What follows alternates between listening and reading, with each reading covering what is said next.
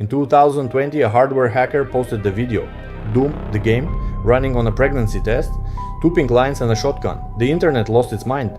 itrunsdoom became proof that this game is immortal, unkillable, uncontainable. But here's the part nobody mentions. The pregnancy test isn't running Doom, not even close. Something else is happening inside that plastic shell. And the real reason Doom can run on almost anything is a single decision one man made in 1997. A decision that was at the time considered insane. There is a website called itrunsdoom.com. It catalogs every device that has ever run Doom. ATMs, oscilloscopes, a Porsche 911 infotainment system, a TI-84 graphing calculator, a Lego brick with a screen, an IKEA smart lamp, over 100 confirmed ports, a Reddit community of 200,000 people whose only purpose is to prove, yes, this also runs Doom. I went through the list. It's insane. And it's all real. It's a meme, but it's a real one. These are genuine ports, the actual code, compiled and executing on the actual hardware. Except the pregnancy test, that one is different. In September 2020, a hacker who goes by Foone opened the Clear Blue pregnancy test.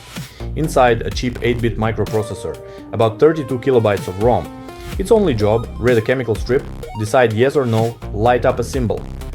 Foone ripped it all out, soldered in a tiny OLED display, plugged in an STM32 microcontroller, a chip that costs $3 and has more processing power than a 1993 PC. The STM32 runs Doom, the OLED shows Doom.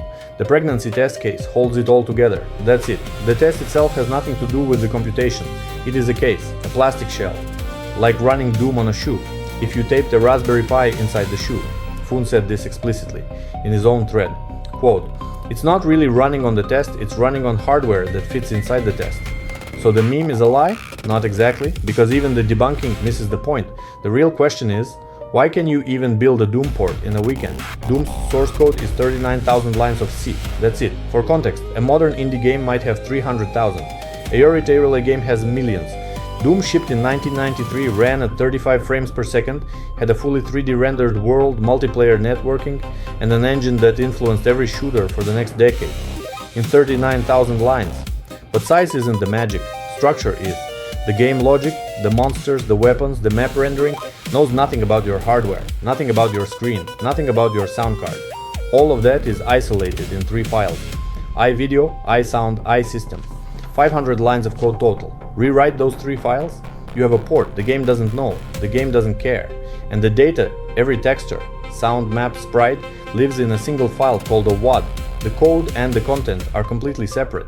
You can run the same binary on different WADs, you can run different binaries on the same WAD. Modular, minimal, portable.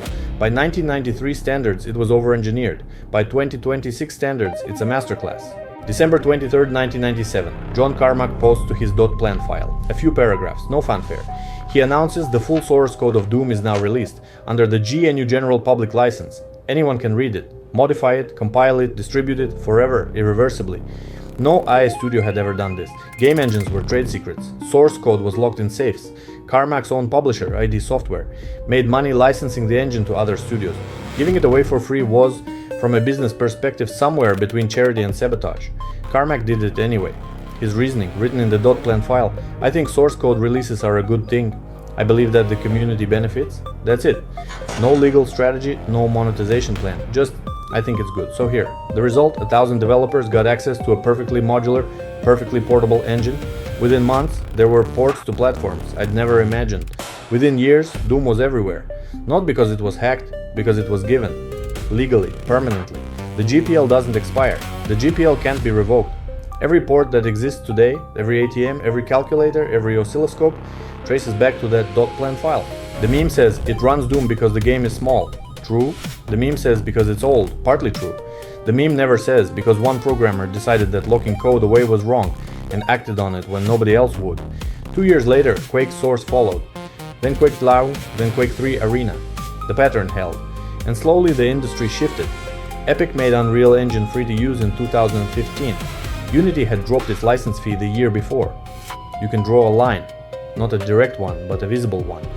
From Carmack's .plan file to the modern reality where any kid with a laptop can download the ID-grade engine for $0. One .plan file, one irreversible license, 100+ platforms, and counting.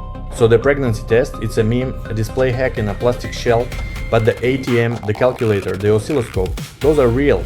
And they exist because in December 1997, one man decided that code should be free. Next time, what happens when a company does the exact opposite? Namco patented the idea of playing a minigame during a loading screen. For 20 years, nobody else could. One patent. An entire genre. Frozen.